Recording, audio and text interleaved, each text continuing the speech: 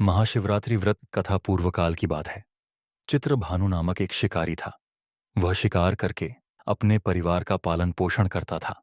उस शिकारी पर साहूकार का काफी कर्ज था, लेकिन वह उसका कर्ज समय पर नहीं चुका पाया। फिर साहूकार ने शिकारी को शिव मठ में बंदी बना लिया। जिस दिन उसे बंदी बनाया गया, उस दिन शिवरात्रि थी। चतुर्दशी के दिन उसने शिवरात्रि व्रत की कथा सुनी और शाम होते ही साहूकार ने उसे अपने पास बुलाया और आड़ न चुकाने के बारे में कहा।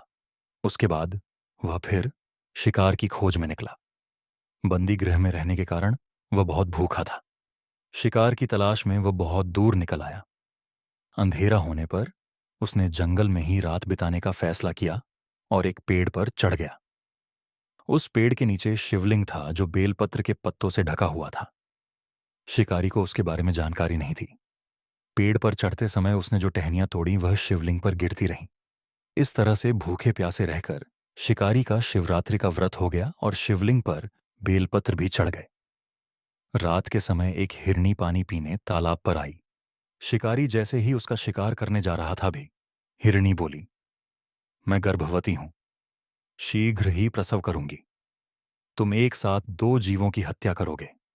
मैं बच्चे को जन्म देकर तुरंत तुम्हारे सामने आ जाऊंगी, तब मुझे मार लेना। शिकारी ने हिरनी को जाने दिया। इस दौरान अनजाने में कुछ बेलपत्र शिवलिंग पर गिर गए। इस तरह उसने अनजाने में प्रथम प्रहर की पूजा भी संपन्न कर ली। कुछ देर बाद एक हिरनी उधर से निकली। जैसे ही शिकारी उसे मारने के लिए धनुष बाण चढ़ाया तो हिरनी ने विनम्रतापूर्वक निवेदन किया, शिकारी मैं थोड़ी देर पहले ही रथु से निवृत्त हुई हूं, कामातुर, विरहिणी हूं, अपने प्रिय की तलाश में हूं। अपनी पति से मिलकर मैं तुम्हारे पास आ जाऊंगी।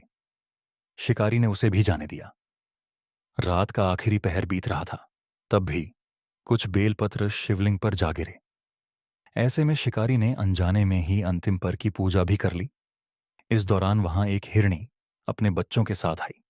उसने भी शिकारी से निवेदन किया और शिकारी ने उसे जाने दिया। इसके बाद शिकारी के सामने एक हिरण आया।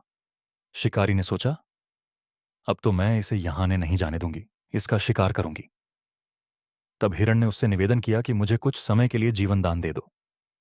शिकारी ने पूरा रात की घटना उस हिरण को सुना दी। तब हिरण ने कहा कि जिस तरह से तीनों पत्नियां प्रतिज्ञाबद्ध होकर गई हैं, मेरी मृत्यु से अपने धर्म का पालन नहीं कर पाएंगी। जैसे तुमने उन्हें विश्वापात्र मानकर छोड़ा है, मुझे भी जाने दो। मैं उन सबके साथ तुम्हारे सामने शीघ्र ही उपस्थित होता हूं। शिकारी ने उसे भी जाने दिया। इस तरह सुबह हो गई। उपवास, रात्रि जागरण और शिवलिंग पर बेलपत्र चढ़ाने से अनजान में ही शिवरात्रि की पूजा पूर्ण हो गई। लेकिन अनजाने में हुई पूजा का परिणाम उसे तत्काल मिला। थोड़ी देर बाद हिरण और उसका परिवार शिकारी के सामने आ गया।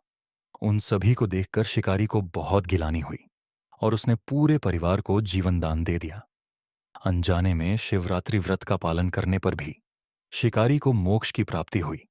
जब मृत्युकाल में यमदूत जीव को ले जाने आए तो शिवगणों ने उन्हें वापस भेज दिया और उसे शिवलोक ले गए। शिवजी की कृपा से चित्रभानु अपने पिछले जन्म को याद रख पाए। शिवरात्रि के महत्व को जानकर उसका अगले जन्म में भी पालन कर पाए।